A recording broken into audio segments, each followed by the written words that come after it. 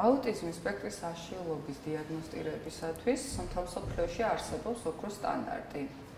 არის დიაგნოსტიკური ტესტები აუტიზმის, მათ შორის ძალიან მნიშვნელოვანია აუტიზმის დიაგნოსტიკური ინტერვიუ, რომელსაც ქვია ADR, ეს არის ეგრეთ წოდებული ინგლისური აბრევიატურა და მეორე ტესტი, რომელიც ასევე ძალიან მნიშვნელოვანია, გახლავთ ADOS-ის ტესტი, რომელიც არის აუტიზმის დიაგნოსტიკური დაკვირვების სქემა.